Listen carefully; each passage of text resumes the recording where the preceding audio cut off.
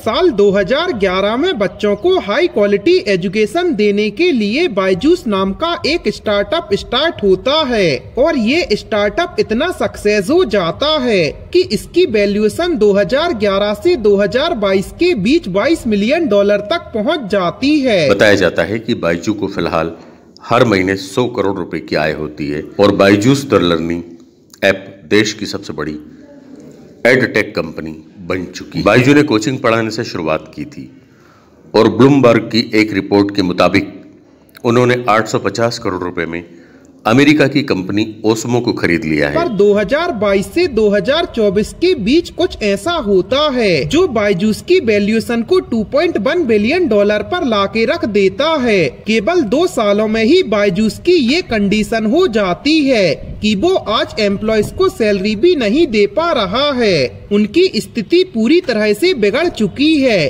अब सोचिए इन 2 सालों में ऐसा क्या हुआ होगा जिसने बायजूस को इस स्थिति में लाके रख दिया। तो चलिए आज हम इस वीडियो में बायजूस के डाउनफॉल की पूरी कहानी को जानते हैं और साथ ही उन वजहों को भी जानते हैं जिसने बायजूस को पूरी तरह से बर्बाद करके रख दिया। नमस्कार दोस्तों, आपका एक बार फिर से फैक्टी नॉलेज की वीडियोस पर स्वागत है।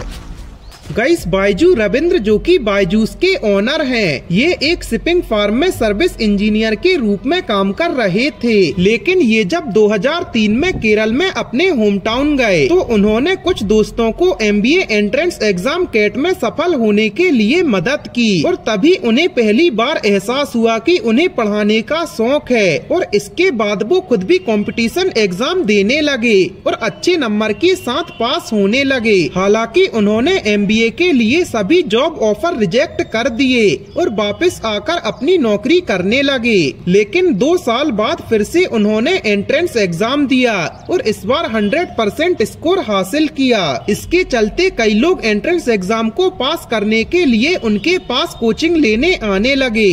उनकी टीचिंग स्किल की डिमांड तेजी से बढ़ने लगी, जिसके कारण 2006 में कैट एग्जाम के लिए बायजूस क्लासेस की शुरुआत की गई। बायजू ने जल्द ही अंडर ग्रेजुएट स्टूडेंट तक अपनी पहुंच बढ़ाई, जिसके बाद 2011 में think and learn private limited का फॉर्म किया गया। फिर कंपनी ने स्कूल कैरिकुलम में एंटर किया। इसके बाद इन्होंने चैप्टर्स को इंटरेक्टिव वीडियो में बदल दिया और स्टूडेंट को फंडामेंटल कॉन्सेप्ट समझाने के लिए रियल लाइफ के एग्जाम्पल्स का उपयोग करना शुरू कर दिया।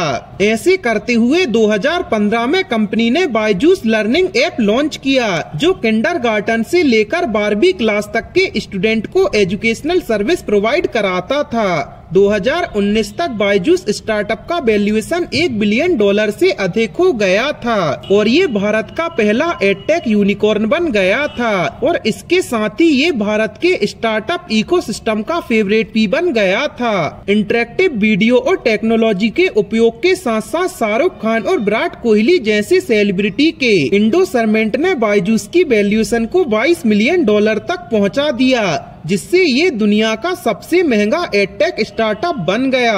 बायजूस की तेजी से बढ़ने के बाद कंपनी की वैल्यू में जोरदार गिरावट आई। कोविड महामारी के दौरान तेजी से विस्तार के बाद बायजूस कैश फ्लो की समस्या से जूझ रहा है और $1.2 अरब के लोन को लेकर लेंडर्स के साथ विवाद में उलझा हुआ है। दरअसल तेजी से अधिक कस्टमर हासिल करने के लिए कंपनी के विस्तार के कारण उनके ऊपर टॉक्सिक वर्क कल्चर और कर्मचारियों से अधिक काम कराने के आरोप उन पर लगाए गए हैं। जून 2023 में टेक इन्वेस्टर प्रोसेस ने बायजूस के वैल्यूएशन में 75% की कटौती की है, जिसके बाद कंपनी पर छटनी और फाइनेंशियल मिसमैनेजमेंट के भी आरोप लगे और बायजूस की company think and learn private limited को कर्मचारियों को PF का पैसा नहीं देने के लिए जांच का सामना भी करना पड़ा और एड का बकाया हुआ पैसे का भुगतान न करने के कारण गूगल और फेसबुक द्वारा भी उन्हें सस्पेंड कर दिया गया है।